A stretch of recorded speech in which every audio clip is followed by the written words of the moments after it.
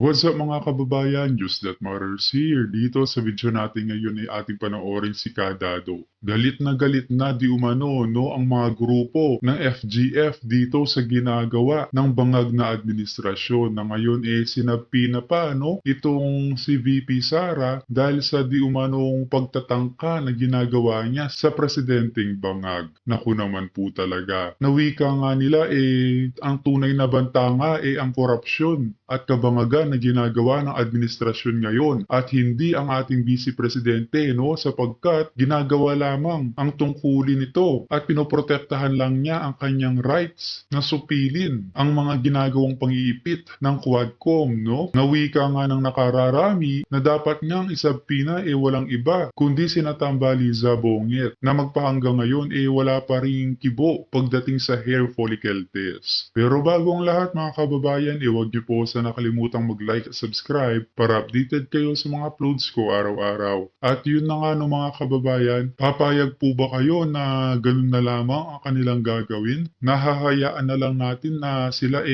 mamayagpag pa sa mahabang panahon na patuloy ang kanilang ginagawang pangurakot habang sinisiraan ang mga Duterte, partikular na nga ang mag-amang BP Sara at PRRD.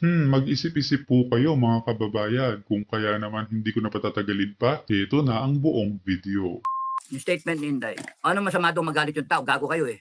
Nagalit yung tao. Ano ngayon? Tinatarantado niyo yung tao niya. She's just being a leader. Between Marcos and Inday, mas leader tong Inday kaysa sa'yo, Marcos. Ikaw, Marcos, sinabi na sa iyo, BBM, sinabi sa iyo, ang dapat dyan, pinatigil mo yung Congress sa contempt. Anong ginawa nyo? Dinagdagan nyo pa. Dinagdagan nyo pa ng araw. Tanga. Tanga. Tanga kayo. Bopol. O, tapos noon, sasabihin mo pa, hindi palalagpasin. Meron pa kayong pinachichismis, tinatakot nyo taong bayan. Uhuliin na si Inday. Ha, huliin siya, isasapin na sa NBI. Pinapaimbisigan. Sige, kulong nyo. Pinakamaganda dyan, kulong nyo. Kulong nyo si Inday. Tanginan ninyo, hindi nyo kami matatakot. Kami mismo, sa FGF, hindi nyo kami matatakot. Mga gago kayo. Naghihintay lang yung grupo ko naghihintay lang. Tanginan ninyo. Gago kayo. Tapos sa AFP, nabi ko na ba yun kay Marcos? Dapat ang sinabi mo, Marcos, huwag niyong gagalawin si Inday. Hindi mo ginaya si Duterte, no? You still respect tong tanga na to, kahit tanga, you still respect her because she is the vice president. She was elected by the people. Sabi ni Duterte yun kay Lenny. Ikaw, ha? Babanata mo ng hindi pwede kung kaya nilang i-threaten ng isang presidente, how much more ang malit na Pilipino. Gago! Kung kaya nilang nakawan ng ninanakawan nila yung wala talaga yung reasoning mo Bobo ka talaga pangag ka binabasa mo pa wala ka, hindi galing sa puso binabasa mo tarantado. Saka nakakita. Alam mo, binaboy mo yung Office of the President Hindi ganyan ang tingin ko sa Office of the President. Taragis ka, hayop ka. Pati kayo, Kongreso, binaboy nyo yung Kongres, hayop kayo, contempt kayo, yayabang ninyo. Mga bopol naman kayo, mga tanga. Mga hayop na hayop kayo sa kapangyarihan Okay, ang issue, mga kababayan, ang issue, ang presidente ninyo, nagdodroga. Yun ang issue. Tapos, nagnanakaw ang Kongreso ninyo. Yung mga politiko ninyo, nagnanakaw, kanya-kanyang nakawan. Tapos nun, ang pag-asa nila, na mawala sa pwesto, ang pag-asa ng kababayan na mawala sila sa pwesto ay si Inday Duterte. Si Inday Duterte, tangina ninyo, no? Kaya kinakailangan nilang pigain si Sara Inday. Ngayon yung ginawa ni Inday, nagsalita, no? Is she a threat to national security? Of course not. Utangin na sino nag-a-advise diyan sa presidente national threat, no? Ang threat to national security is a president na nagdodroga. That is a threat to national security. Corruption is a threat to national security. Corruption, a threat to national security. Kasi pagka nagnanakaw ka, hindi umaabot sa mga kababayan natin ang dapat na serbisyo. Hindi nabibili ng armed forces yung kanyang dapat bilhin na equipment. Therefore, mahina yung armed forces. Kaya threat to national security. Hindi nagagawa ng gobyerno yung dapat niyang gawin in terms of services, in terms of delivery ng mga dapat basic needs. Yung food security natin, import tayo ng import. Therefore, yung pagnanakaw ng Congress is a threat to national security. Yung droga na yan is a threat to national security. Mahinayo pa kayo? Congress is a threat to national security. Yung ginagawa niyan, nandyan yung NPA. That is a threat to national security. Bopol, kayong lahat. Ina ninyo. Tapos pipilit nyo, Inday is a threat to national security. No, Inday is a threat to your political ambition. Mga gago. Tangina nyo, gagaguhin yung taong bayan. Inday Sara Duterte is a threat to your political ambition, is a threat to your activities of corruption. Tangina nyo. And we will polarize. Para kay Inday, maggago kayo. Gago talaga kayo. Gigil na gigil ako eh. Tama ng mga kababayan, agree po ba kayo dito sa winikan ni Sir Dado na ang tunay na banta sa ating pamumuhay ay walang iba kundi ang korupsyon at kabangagan na ginagawa ng administrasyon ngayon at hindi ang ating Vice Presidente? Pag-comment nga ang inyong opinion sa ating comment section ng ating mapag-usapan. Okay. She is not a threat to national security, mga kababayan. Tandaan nyo yan. She is a hope of this country. She is the hope of this country. Tandaan nyo yan. At doon kami tayo. Wag na wag nyong sasaktan yan. Wag na wag nyong sasaktan yan. Kasi papatayin namin kayo lahat. Uubusin namin kayo. Yan ang threat sa presidente. Putangin na nyo lahat. Subukan nyo kami ngayon. Gago kayo. Tangin na ninyo. The only reason kaya kayo nandyan is because yung taong bayan tanga. Hindi kumikilos. Hindi, the people of the Philippines cannot get their acts together. The people of the Philippines do not know their power. All power emanates from the Filipino people. All power. Tangina nyo. All authority comes from the Filipino people. Tapos ganyan kayo? Armed Forces. Armed Forces. Sorry Pero alam nyo, dapat noon pa. AFP, Browner, General Browner, OMET, at PNP, General Marbil. Last call na to. Last call. No? At sa mga opisyal at mga tauhan ng Sandatahang Lakas at ng Philippine National Police. Huling call na to Noon pa dapat kayo tumayo. Noon pa. Pinagbibigyan namin kayo pinapanood namin kayo Galing kami dyan sa loob Pinagbibigyan namin kayo. Parang isang dating Pangulo na sabihin na kakausapin niya ang AFP at magbibigay ng options. Hindi nyo ba nakikita na the president, the former president is becoming excuse me, yung mga aso tumapanik the president is being desperate already. Parang kakusapin yung mga junior officer, kakusapin yung mga bakit hindi na makausap? It is an admittance na the president, the former president believes na corrupted yung hierarchy ng armed forces. Kaya kinakailangan kusapin ng mga junior. Putang ina. AFP last call, PNP last call. Every day na hindi kayo tumatayo para sa taong bayan, every day na hindi kayo tumatayo para sa taong bayan is a day closer to being a narco state or a communist state. Parehas, pagsamahin nyo na, narco-communist state. Every day that you tolerate, you are tolerating. Every day that you are tolerating this wrongdoing in government. You are tolerating a president who is taking drugs.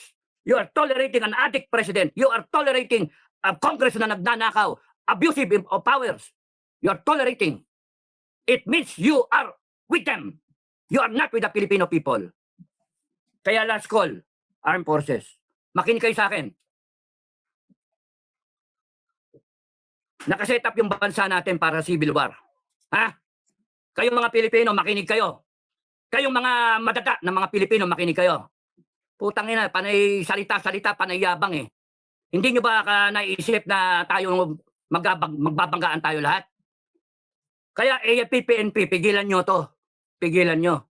Mawawalan kayo ng papel pagka hindi nyo ginawa yung papel ninyo. Ano yung papel ninyo? Papel ninyo ay you support and defend the Filipino people. You defend the Filipino people. You uphold the Constitution. Ang ginagawa nitong mga putang ng mga politikon to na di tinotolerate ninyo, they are now using the Constitution. No?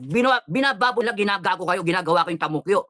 Utusan lang kayo They are using the Constitution to quell the resistance brewing because this resistance ang totoong Pilipino. And you are becoming an instrument of these stupid people in government because you are tolerating them. Tangin na yan. And if we have to draw the line, we will draw the line. Magpatayan tayo, gusto ninyo. But you have the power to stop this, armed forces.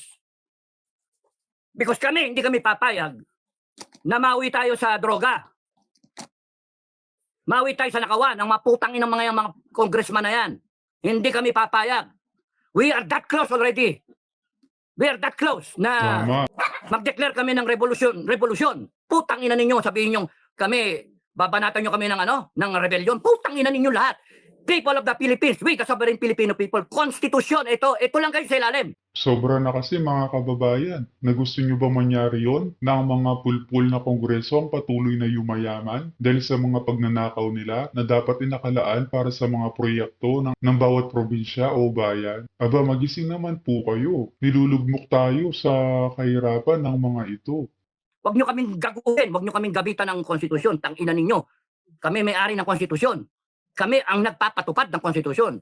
Kung kinakailangan namin magkaroon ng court order, kami, People's Court, aarestuhin namin lahat yan. Putang ina nyo, hayop kayo. Gago kayo. Armed Forces, ginagago kayo ng mga gagong politiko na yan. Ginagamit kayo. And here you are, nagre-relax kayo. And yung Duterte na matanda, sinasabi, kakausapin niyo yung mga junior officer. What does that make of you? Kayong mga nasa itas, panay kayong mga walang bayag. Panay kayong mga bayaran. Yun ang dating eh. Namputya. Ano na nangyari sa serbisyo? Iniwanan namin niya matino. Tapos here you are. Naghahanap kayong promotion. Naghihintay. Putang ina. Dapat kayo, ang iniisip nyo, AFP, kung paano matitigil ito. Simple, doon kayo sa tama. Ano ba yung tama? Ano yan? Tama ba yung nakawan? Tama ba yung may droga? You get the president to take a hair follicle drug test. That's the right thing to do. Huwag nyo nang hintayin ng taong bayan ang lulusob dyan sa Malacanang. Huwag nyo nang hintayin ang taong bayan ang magpapadrug test. Magkakalasog-lasog yung presidente na yan. Puta na, threat to the national security, threat to the life of the president. Tarantado!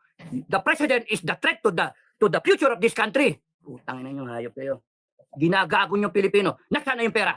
AFP, kung nung pa kayo tumayo, mabebenta ba yung ginto? Mabebenta ba? Kung tumayo kayo, AFP. Matatransfer ba yung 89 billion nung PhilHealth? Ha? Nasaan yung Marley Kapan? 250 billion. Nasaan na? Tapos magagastos ba yung budget? Hindi pa tapos ang taon, ubos na yung budget, wala nang pera. Ano gagawin natin? Tangin na mo. Gago. Tangin ng presidente yan. O tapos magtatapang-tapangan ka ngayon, BBM. Ay, nako. At kayo mga kababayan, panay dakdak, ganyan. Tapos maninira pa yung iba dyan, mga DDS. Yung mga troll, putang ina nyo, hayop kayo mga troll, mamamatay kayo, sabi ko sa inyo. Pag umikot ang gulong, yari kayo. Unahin ko kayo, mga troll, tanginan nyo. Kahit kayo nasa ibang bansa, papupuntahan ko kayo ng mga mga tauhan ko. Puta, yayariin kayo. Ang tatapang ninyo. Matanggap kayo ng pera, barya-barya lang, ibebenta nyo yung bansa natin. Tanginan nyo. Mga kababayan, ang dyan, hindi ito pasikatan eh, hindi ito palakasan ng boses eh. Ang pinaglalaban ninyo, yung future ng bansa ninyo, yung future ng Pilipinas. Ninakawan na tayo na ninakawan eh. Correct. Putangin na itong Congress natin, tarantado. Akala mo lalaki ng boto, uupakan nila yung Vice Presidente, 32 million ng boto. Sila tigda 200,000 lang hanggang 300, iba nga 100,000 lang ang boto. Iba dyan, party list lang eh. Anong karapatan ng mga tarantadong yan, na upakan ang Vice Presidente, upakan ng Presidente dati, si Duterte, at upakan ng mga government employee, Office of the Vice President. Anong karapatan nila? In aid of legislation? Utangin ng mga yan. Kalimutan niyo yung issue, bangag yung presidente. Bangag, tapos nakawan. Yun yung issue. O nagsalita ang Duterte, sabi ni Digong, na kakusapin niya AFP. No, kakusapin niya AFP. Tapos nun binabalik niya doon sa mga pera-pera. Because kung lahat kayo nakikinig sa akin, doon kayo pumunta kay Marcos. Ibig sabihin ni Duterte, you demand the explanation. You demand. Tangin lang yan. Itong Marcos na to, gagamitin mo ngayon yung konstitusyon. Gagamitin niyo yung konstitusyon laban doon sa kay Sara. Inday Sara nga, she's implementing the constitution. She's abiding by the constitution. Kaya kayo nandyan pa. Kasi hindi siya nagtatawag ng revolusyon. Hindi siya nagtatawag ng taong bayan. Ang mga hayop kayo.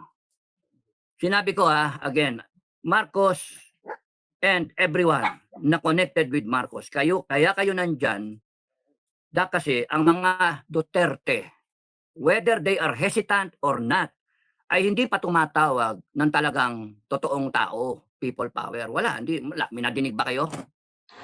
Magandang araw mga kaibigan. Pag-usapan natin ngayon yung akusasyon ni VP Sara na si First Lady Lisa mismo ang nagbigay ng mga white envelopes naglalaman ng malaking amount ng pera at pinamimigay doon sa DepEd. So, anong pakialam ng isang First Lady na hindi naman miyembro ng gobyerno na magbigay ng pera? So, ito, tinanong ng Net25 si Congressman Marcoleta at ito ang kanyang payag. Ano ang saloobin ni Congressman Marcoleta tungkol ito? Kasi ni VP Sara dun sa kanyang video, meron siyang binanggit tungkol kay First Lady Lisa Araneta Marcos. Meron siyang envelope. It's actually serious allegation, di ba? Na yung mga white envelope, siya ang nagbigay with written instructions, no, millions a month in white envelopes sa DepEd. Hindi ba? Ito ang tanong ko, is dahil ang hindi mo pwedeng ipatawag eh. Di ba sa meron siyang sa hearing, di ba? May immune din po ba? Hindi naman immune pero is there like a courtesy accorded to the First Lady para matanong siya dito po sa very serious allegation din ni VP Sara? Di ba, sino po magpapatawag sa First Lady? Tayo. Sino po?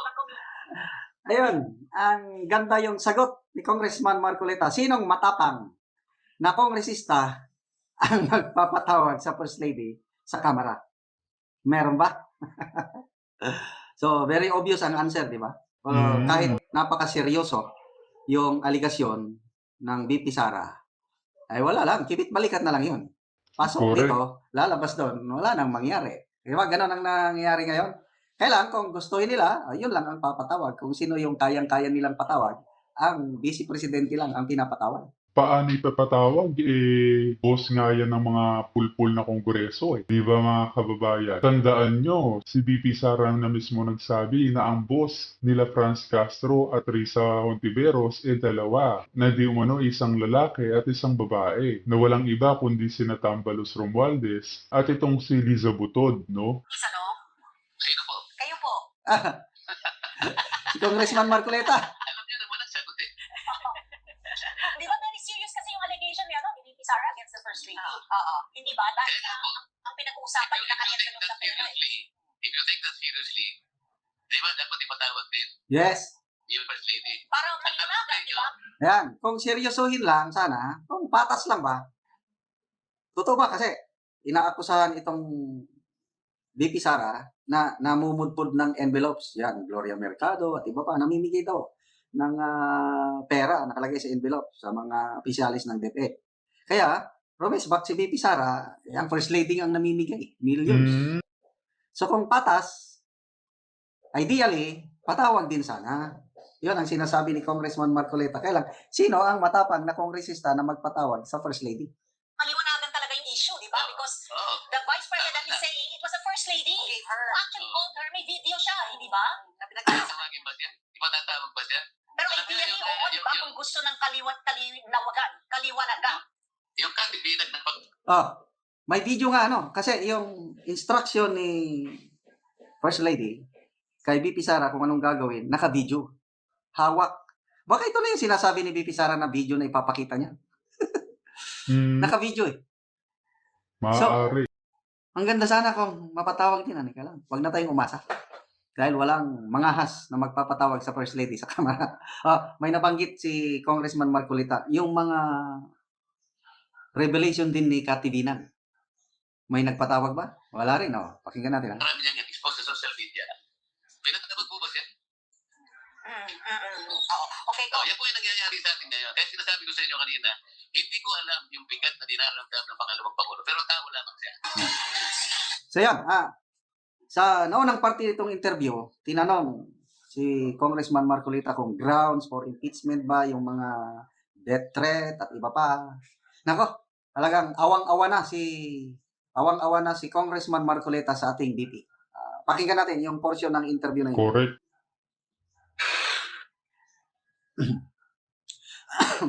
Kung bilang abogado, itong binitawan ko na tawagin natin conditional threat ni VP Sara.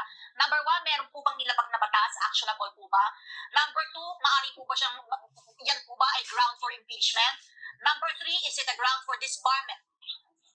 Ayaw ko po sagutin yan sabagat ayaw kong i-frame ang sinamang tao gusto kong maakta patungkol sa sinabi ng Vice President. So, ayan, playing safe si Congressman Marcoleta. Kaya lang, may napanood ako ang video ni Attorney Roque sinabi niya na wala, it's not an actionable threat dahil conditional. Bago mangyari yung threat na yun, Tama may unang mangyayari. Ano yun? Yung kung mamamatay si VP Sara. Kung hindi mamamatay si VP Sara, sabi ni Atty. Roque, wala yung threat na yun. So, yun ang pananaw ng isang abogado. Anyway, kanya-kanya kasing pananaw itong mga abogado. May vlog din ako, Atty. Bueno ata yun. Sinasabi na actionable threat daw yun. So, depende na sa mga abogado. Pero kayo po,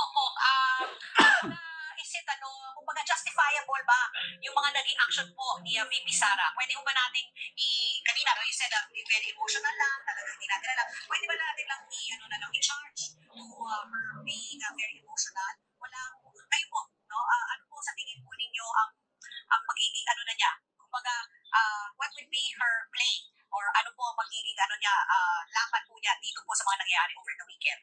Hindi ko po alam kung anong gagawin ng ating pangalawang Pangulo, pero sa tanong ninyo kung ba't niya nasabi yun, sabi ko sa inyo, sa aking palagay, it was a pure emotional outburst. Kung titignan po rin kung siya nagagaling, hindi malayo na mapagsalita kahit sinong tao. Isipin ninyo, kayo lang po ang pinagpilihan ng buong kwenta ng House of Representatives.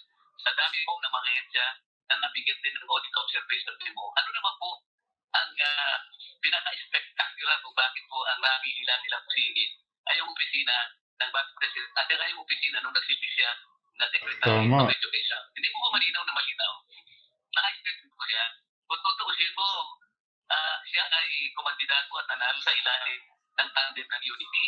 Ng Unity. Kasama po ako doon, kaya alam ko rin eh. Kaya sa akin lang, masakit din ang loob ko sapagkat sa kanya po na ang Pangulo at ang pangalawang Pangulo ay magsasama para paglingkuran ng ating bansa sa tanil ng pagkakaisa. Pagkatapos ng 2.5 years to their term, bigla pong nagkaganito sapagkat inayos ko din tama. Diba? Nakakalungkot. Ayan, kasama si Congressman Marcolita sa Uniteam, kasama sa 12 senatorial candidates ng Uniteam, nag-withdraw nga lang nung malapit na. Masama ang loob niya. So, nakikita mo, naaawa na siya kay VP Sara sa kanyang pinagdadaanan ngayon. Kaya lang, sabi nga ni PRRD, kaya ni Inday yan, anak ko yan eh.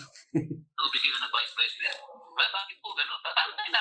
At saka nasa sa atin ang pasya, mga kababayan, kung anong magiging bukas ng ating bansa, no? Napahihintulutan ba natin na magwagi ang mga bangag o tayo'y kumilos na? Nga pala mga kababayan, meron nang nangyayaring pagtitipon, no? Sa EDSA mismo. Correct, oo. So sinasabi ko, hindi ko po ang kung gaano ang bigat dinaranda ng pangalawang Pangulo.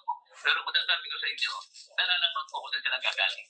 Pero kung matanong ko po, kasi po marami po naghahanap po kay former President Rodrigo Duterte. Nagkaroon na ba kayo ng pagkakataon na makausap po ang dating Pangulo po? Kasi parang very quiet po siya since this weekend at lahat po ay nagtataka asan na ngayon po si former President Duterte. Hindi ko po alam kung nasa ng ating dating Pangulo, ma'am. Yan, tungkol naman kay PRRD, di ba, bago lang siya nag-press conference, nagsalita na siya. Ako rin, yan din ang tanong ko. Kailan kayo magsalita si Pangulong Duterte? Mamaya, pagkagabi, nagsalita na siya. At salamat naman. At marami ang millions. Yung unang gabi pa lang, 10.5 millions views yung kanyang press conference. Nagpakita talaga na marami pang Pilipino na naniniwala kay Pangulong Duterte. At yun na nga no, mga kababayan, narinig natin itong mga nagbabagang balita sa oras na ito. As always po mga kababayan, kita na lang ulit tayo sa ating next vlog. Huwag niyo po sana kalimutang mag-like at subscribe para updated ka sa mga uploads ko araw-araw. Maraming po salamat mga kababayan. Ingat and God bless.